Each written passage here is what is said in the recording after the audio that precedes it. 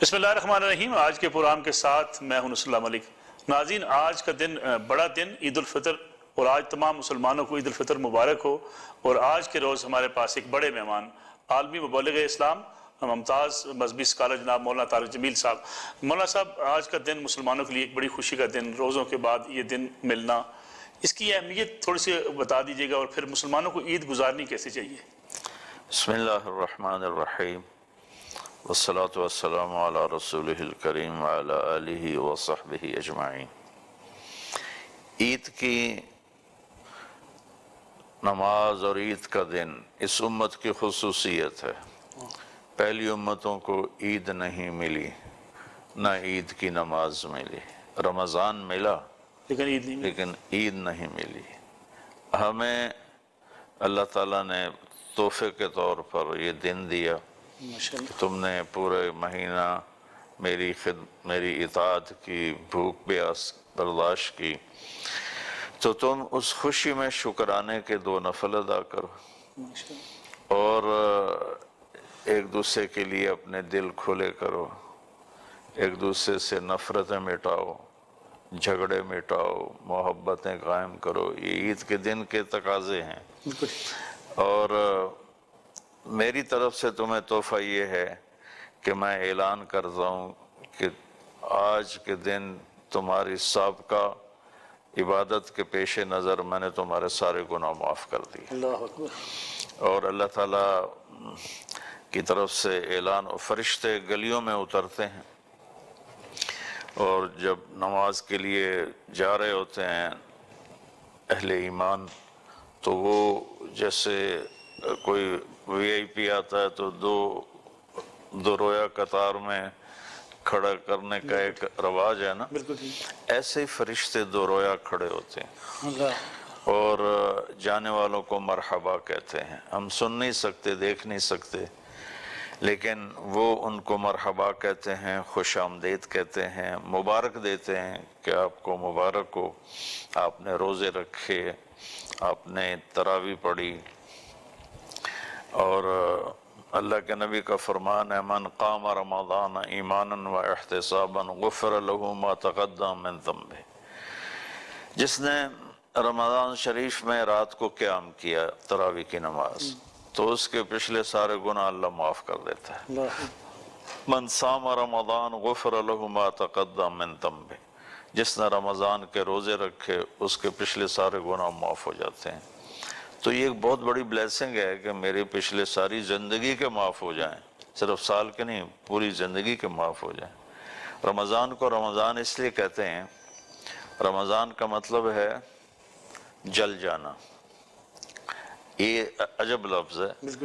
سارے مہینوں کے نام رکھے عربوں نے، رمضان کا نام رکھا اللہ نے، چونکہ اللہ نے قرآن عربوں کی پیدائش سے بھی پہلے لوح محفوظ پہ لکھوایا، تو اس میں شہر رمضان الذی انزل فیہ القرآن، تو اللہ نے اس مہینے کا نام رمضان رکھا، پھر عربوں نے اس کو ایڈاپٹ کیا غیر محسوس طریقے سے۔ رمضان کا ایک مطلب ہوتا ہے جل جانا، کہ اس میں روزے دار کی بھوک اور پیاس میں اللہ اس کے گناہوں کو جلاتا ہے۔ بعضی چیزیں جلنے سے صاف ہوتی ہیں، دھاتیں، وہ پانی سے صاف نہیں ہوتی۔ ان کے جب مساموں میں میل چلی جاتی ہے تو کوئی پاؤڈر نہیں اس کو نکالنے کو، آگ ہے صرف۔ تو آگ، بھوک اور پیاس ایک آگ پیدا کرتے ہیں، تو جس سے اس کے روح میں اترے ہوئے جو گندگیاں ہیں وہ دھلتی ہیں اور صاف ہوتی ہیں، اور اللہ تعالیٰ اس کے گناہوں کو معاف کرتا ہے۔ کچھ چیزیں ایسی ہیں جو پانی سے دھلتی ہیں، پانی سے۔ تو رمضان کا دوسرا مطلب بارش ہے، تو ظاہری گناہ بھی اس سے اللہ دھوتا ہے، اور باطنی گناہ بھی اللہ تعالیٰ اس سے دھوتا ہے۔ اور آج کے دن میں بطور گفٹ ہمیں بخشش کا تحفہ دیتا ہے، انعام مل جاتا ہے، انعام میں بخشش کا تحفہ دیتا ہے۔ اور دوسرا یہ کہتا ہے کہ آج جو مانگو گے میں تمہیں عطا کروں گا۔ تو اس عید کے لیے ضروری ہے کہ ہمارا دل صاف ہو، کسی سے ناراض ہیں معاف کریں. اس لیے ملنے کا حکم دیا گیا، ملو جا کے عید. یہ ملنا تو ہمارا رواج ہے، یہ اس طرح، بلکہ اب تو میں کہوں گا کہ گلے بھی نہیں ملنا چاہیے آج کی عید میں، کہ کرونا کی وجہ سے ہمیں وہ ڈسٹنس رکھنا چاہیے. باقی اس طرح گلے ملنا یہ کوئی شرعی عمل نہیں ہے، یہ ہمارا ایک رواج ہے اور اچھا رواج ہے، اچھا رواج ہے. لیکن اصل اس میں ہے کہ دلوں کو صاف کرنا اور پیغام محبت کو، نفرتیں ختم کرنا. نفرتوں کی مولانا آپ نے بات کی، امت جتنی تقسیم ہے تفرقہ بازی میں، گروہ میں، مسلکوں پہ، اور پھر یہ کہا جاتا ہے کہ شاید اب امت کے اکٹھے ہونے کا کوئی چانس بھی نہیں ہے، اس لیے کہ ہم ملکوں میں تقسیم ہو گئے، برادریوں میں تقسیم ہو گئے، پھر ہم مذہبی گروہوں میں تقسیم ہو گئے.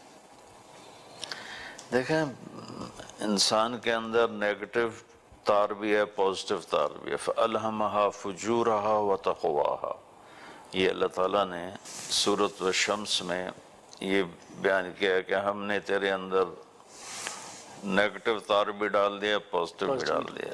نیگیٹو کو شیطان ہلاتا ہے، پازیٹیو کو رحمان ہلاتا ہے. تو یہ تو ایک جنگ ہے جو چل رہی ہے، چلتی رہے گی. فرقہ واریت ہے، نفرتیں ہیں، یہ بھڑکتی رہیں گی. ہاں اگر مسلمان ایمان کو سیکھنے کی محنت کریں گے اور ایمان کو پھیلانے کی محنت کریں گے جو تبلیغ والے کر رہے ہیں، تو پھر نفرتوں کی آگ ٹھنڈی پڑ جائے گی. نیگیٹو کو ختم نہیں کر سکتے، پازیٹیو کو بھی ختم نہیں کر سکتے. نیگیٹو پازیٹیو میں ایک چیز نکل جائے نا تو وہ چیز ختم ہو جاتی ہے. تو اللہ نے نیگیٹو کو رکھنا ہے قیامت تک. جب قیامت کے قریب پازیٹیو زیرو ہو جائے گا تو قیامت آ جائے گی. لیکن مولانا ہم قیامت کا انتظار کب تک کرتے رہیں؟ لوگوں کے لیے اب بھی قیامت ہے. مسلمان ملک جو ہیں، خاص طور پہ اگر ہم ان کی بات کریں، مسلمان ملکوں میں زیادہ لاقانونیت ہے، زیادہ ناانصافی ہے. ہم حج بھی کرتے ہیں، عمرہ بھی کرتے ہیں، نمازیں بھی پڑھتے ہیں، رمضان کے روزے بھی رکھتے ہیں، لیکن بے ایمانی بھی کرتے ہیں، ملاوٹ بھی کرتے ہیں. خالص چیز ہمارے یہاں ملتی نہیں ہے. لوگ کہتے ہیں مسلمان ملکوں میں تو یہ چیز نایاب ہے. عمر رضی اللہ تعالیٰ عنہ کا فرمان ہے، ایہا الناس لا تغرنکم تنتنۃ الرجل باللیل فی صلاتہ. لوگوں کسی کو تہجد میں زار و قطار روتا دیکھ کے دھوکے میں نہ پڑ جانا کہ بہت بڑا آدمی ہے. یہ عمر رضی اللہ عنہ فرما رہا ہے. تہجد کسی کسی کو نصیب ہوتی ہے، پھر اس میں رونا اور بھی کم لوگوں کو نصیب ہوتا ہے.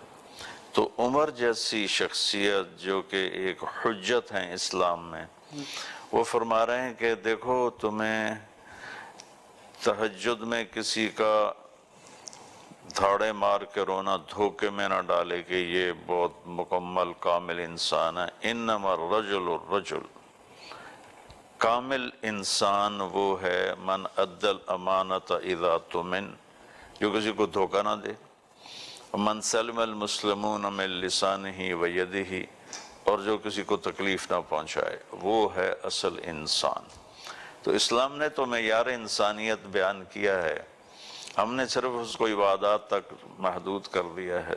یہ ناکامی علماء کی نہیں اب سمجھتے ہیں ہمارے لوگوں کی جو لیڈ کرتے ہیں سوسائٹی؟ سارے سب کی، علماء بھی اور عوام بھی، چونکہ علماء کے ذمہ تو بتانا ہے. ٹھیک، ان کے بتانے میں کمی ہے کہ وہ اور فروعی چیزوں میں لگے ہوئے ہیں، جو اصل بنیادی چیزیں ہیں اس کو بہت کم علماء بیان کر رہے ہیں.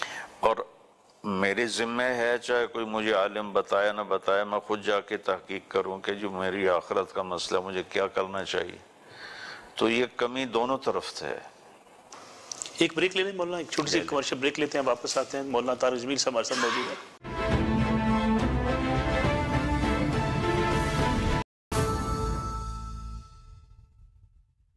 پروگرام میں ایک بار پھر خوش آمدید. ہمارے ساتھ موجود ہے ملک کے معروف عالم دین جناب مولانا طارق جمیل صاحب. مولانا ہم بریک پہ جانے سے پہلے بات کر رہے تھے حکمرانوں کی. لوگ کہتے ہیں کہ آپ عمران خان صاحب سے ملے، آپ اچھے آدمی ہیں، آپ باتیں سن کے یقین کر لیتے ہیں، حالانکہ حکمران اگر کرنا چاہیں تو کیوں نہیں کچھ کر سکتے؟ میں 1992 سے مل رہا ہوں حکمرانوں سے، صرف عمران سے نہیں ملا ہوں.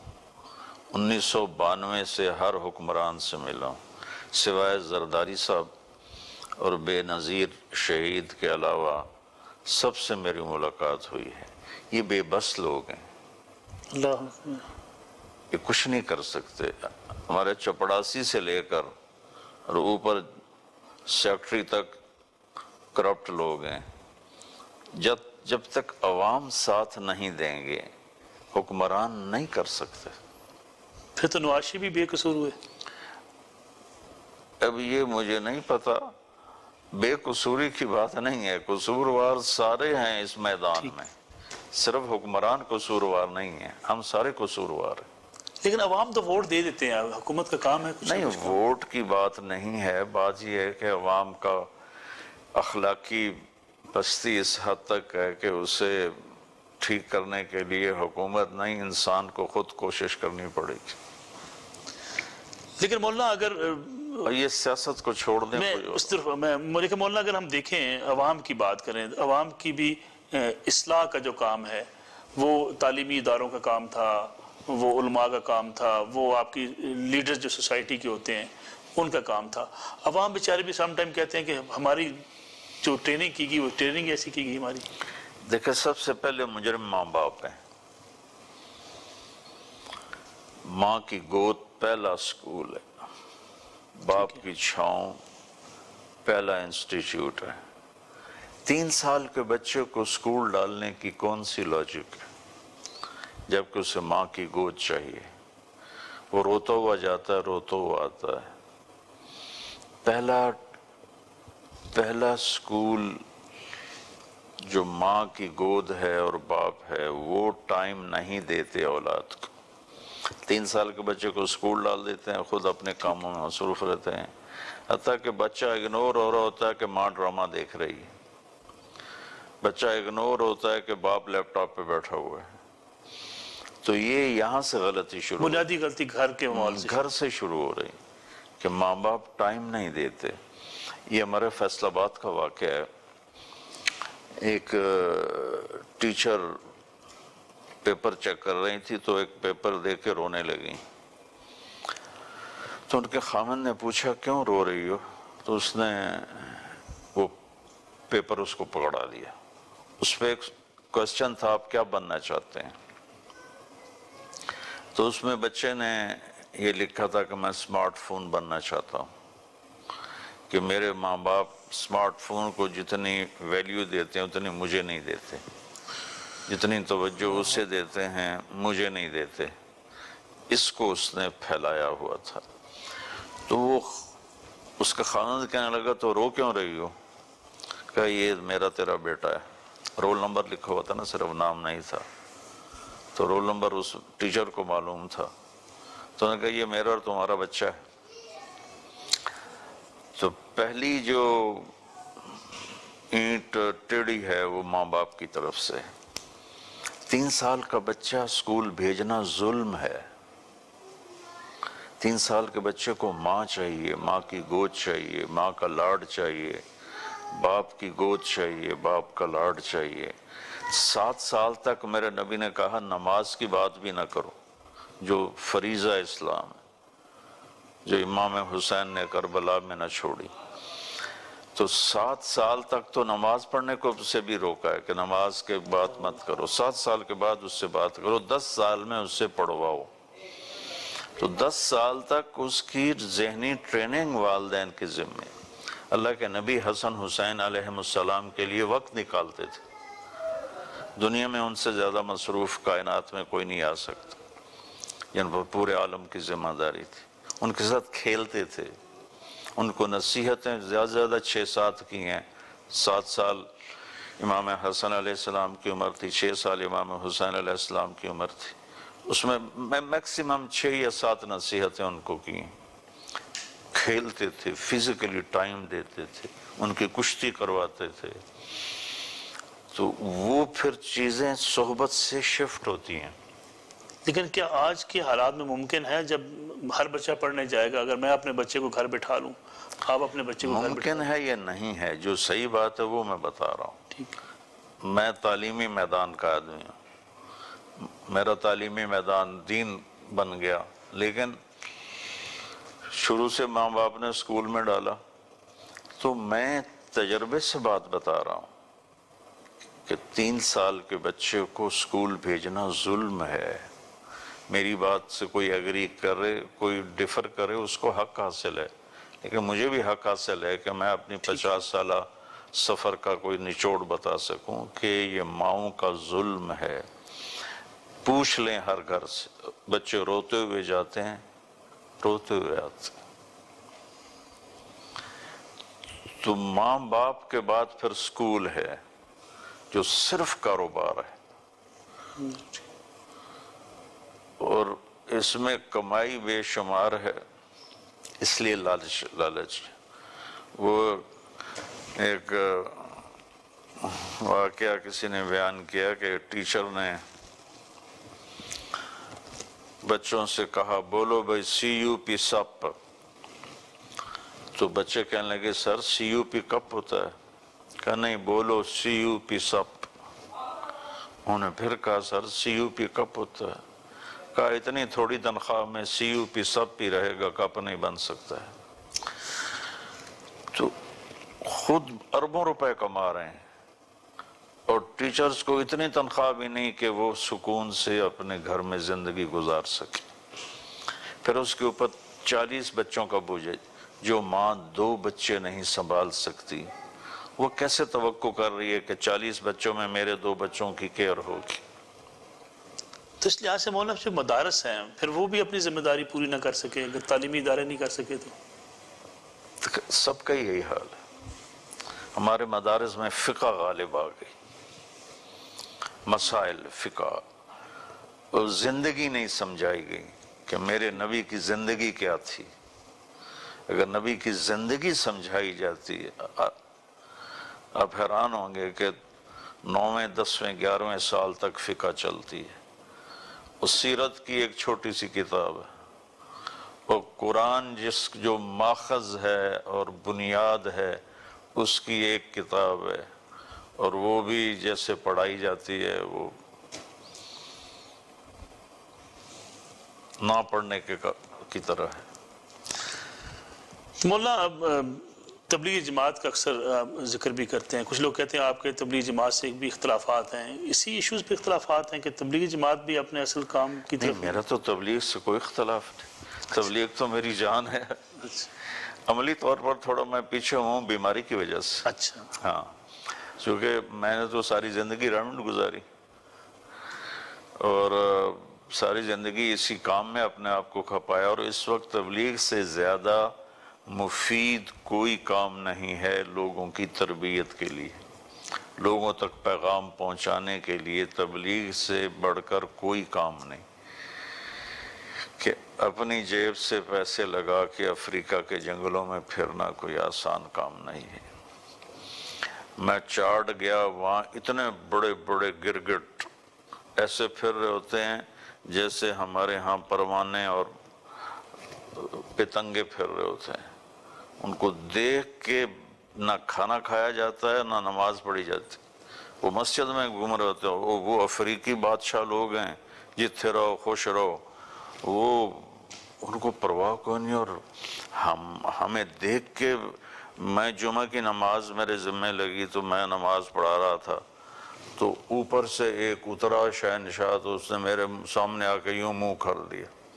میں کہا یا اللہ ہن میں قرآن پڑھا کے دکلو جان بچاواں۔ میں اس ملک میں گیا تھا 1 ہفتے کے لیے، اس ملک میں ہمارے پاکستانی جاتے ہیں 1 سال کے لیے اور پیدل چلتے ہیں، اور اتنی مشقت اٹھاتے ہیں جس کی انتہا کوئی نہیں۔ تبلیغ سے خوبصورت اور تبلیغ سے بہتر ڈیلیور کرنے والا اس وقت اور کوئی کام نہیں ہے۔ سارے خیر کے کام قابل تعریف ہیں، لیکن بڑے پیمانے پر جس نے ڈیلیور کیا ہے وہ یہ تبلیغ کا کام۔ لیکن مولانا کچھ لوگ یہ بھی اعتراض کرتے ہیں کہ تبلیغ جماعت والے دنیا کے معاملات سے ہٹا دیتے ہیں، دنیا میں جو چیزیں ہیں اس سے دور لے جاتے ہیں۔ آپ میرے پاس آئے ہیں، آپ نے کیا دیکھا ہے؟ میں تو 50 سال سے، اور تبلیغ کے نام سے میری شہرت ہے، سب سے پہلے تو میں نے یہاں بوریا بچھایا ہوتا. یہ غلط ہے. کوئی اپنی فطرت میں کر دے تو اس کی الگ بات ہے. تبلیغ میں ایسا کوئی سبق نہیں کہ دنیا چھوڑ دو. ہاں دنیا کو بیلنس کرو. بیلنس کرنے کو کہتے ہیں, چھوڑنے کو نہیں کہتے. ایک چھوٹی سی بریک لیتے ہیں, واپس آتے ہیں. مولانا طارق جمیل صاحب ہمارے ساتھ موجود ہیں, ان سے بات ہو رہی ہے ملکی حالات کی بھی خاص طور پہ, اور جو اس وقت ہمیں مسائل درپیش ہیں امت مسلمہ کو اور بالخصوص پاکستانیوں کو, اس پہ بھی بات چیت ہو رہی ہے.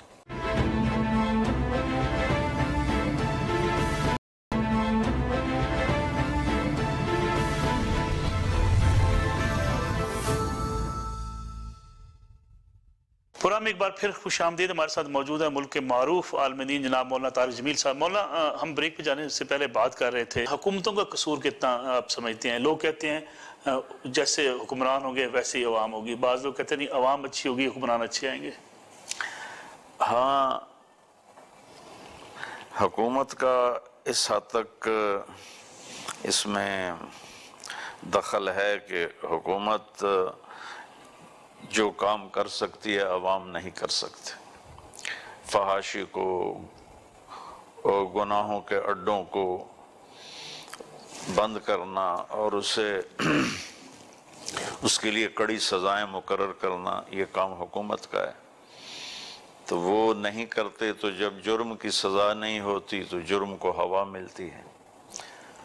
اور ہماری عدالتیں, ہمارا قانون مجرم کو سپورٹ کرتا ہے, مظلوم کو نہیں کرتا ہے. مولانا اس کا مطلب ہے اسلامی حکومتیں جہاں جہاں قائم ہیں, پاکستان کی ہم بات کریں تو پھر مسلمان حکمران تو اپنی ذمہ داری سے بہت دور جا چکے ہیں. بہت دور ہیں, کوئی شک نہیں, بہت ہی دور ہیں. تو پھر کیسے حالات بہتر ہوں گے اگر آپ کی حکومتیں ناکام ہو جائیں, مسلمان حکمران اگر اس قسم کے آ جائیں؟ حکومت کا ناکام ہونا اتنا بڑا ایشو نہیں ہے. حضرت عائشہ رضی اللہ عنہ نے پوچھا, یا رسول اللہ نہلک وفینا صالحون, کیا ہمارے اندر نیک لوگوں کی موجودگی کے باوجود بھی ہلاکت آ سکتی ہے؟ تو اللہ کے نبی نے فرمایا اذا کثر الخبث, ہاں جب گناہ زیادہ ہو جائیں گے تو پھر ہلاکت آ جائے گی. تو اب انڈیویجولی ہر آدمی پر حکومت کوئی چیک بیلنس قائم نہیں کر سکتی. کون سی حکومت ہے جو میری زبان پہ کنٹرول کرے گی کہ میں جھوٹ نہ بولوں, کسی کو گالی نہ دوں؟ کون سی حکومت ہے جو میری زبان پہ کنٹرول کرے گی میں کسی کی غیبت نہ کروں, کسی پہ جھوٹا الزام نہ لگاؤں, کسی کی غلط FIR نہ کاٹوں؟ تو حکومت ایک حد تک تو انوالو ہے, لیکن اصل فرد کی اصلاح ہے کہ انسان اپنے آپ کو درست کرنے کے لیے کوشش کرے.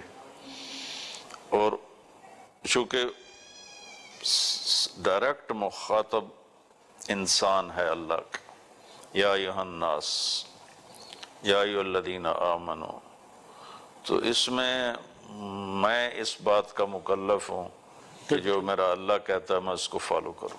لیکن مولانا اگر ہم حکومتوں کی بات کریں, مسلم لیگ ہو, پیپلز پارٹی ہو, آج کی تحریک انصاف ہو, جب سیاست دان یا حکمران اتنی نفرت پھیلا دیتے ہیں ایک دوسرے کے خلاف, الیکشن کمپین کرتے ہوئے, الیکشن کی پوری مہم کے دوران اتنی سوسائٹی ڈیوائیڈ کر دیتے ہیں, تو اس سے پھر سوسائٹی تک بات صحیح پہنچ بھی نہیں پاتی, نہ وہ کسی کی اچھی بات سننا چاہتے ہیں, نہ کسی کی بری بات پہ تنقید کرنا چاہتے ہیں.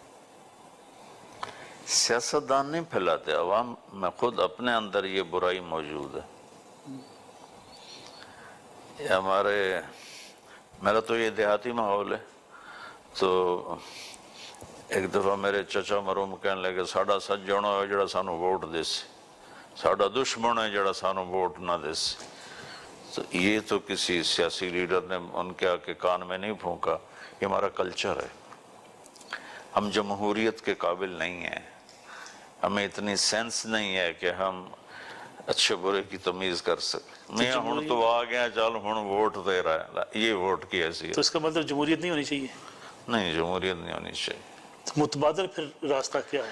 متبادل اللہ کوئی نکالے گا, میں تو سیاستدان نہیں ہوں, مجھے نہیں پتا, لیکن جو کم از کم جمہوریت ٹھیک نہیں. دیکھیں نا, 10 بیوقوف ایک طرف ہو اور ایک عقل مند ایک طرف ہو تو کہیں گے یہ 10 کی والی بات ٹھیک ہے اور اس کی غلط. لیکن بعض لوگ سمجھتے ہیں کہ جمہوریت میں کم از کم کسی غلط آدمی کو نکالا جا سکتا ہے، کوئی ڈکٹیٹر آ جائے یا آج تک کوئی نکلا ہے؟ نواز شریف صاحب نکل گئے، زرداری صاحب نکل گئے، اب عمران خان صاحب آ گئے. چلو تو باریاں لگی ہوئی ہیں نا. تو عمران خان صاحب کام نہیں کریں گے، یہ بھی نکل جائیں گے. اب یہ اللہ کو پتہ ہے.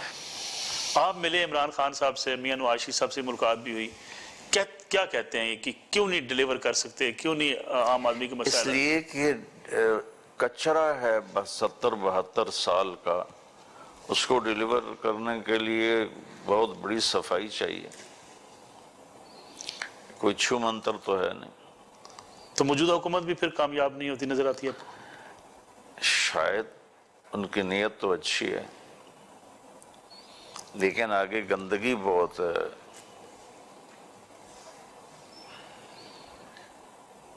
ہر محکمے میں رشوت ہے، کہاں کوئی پہنچے گا. بہت بہت شکریہ مولانا طارق جمیل صاحب سے. ابھی ایک بریک لیتے ہیں کیونکہ ان کے ساتھ بڑی طویل نشست ہو رہی ہے، اور آج کی اس نشست کو یہاں پہ بریک لے کے انشاءاللہ مولانا صاحب سے جو طویل نشست ہے دوسری، اس کو بھی آپ ملاحظہ کریں گے نیو نیوز.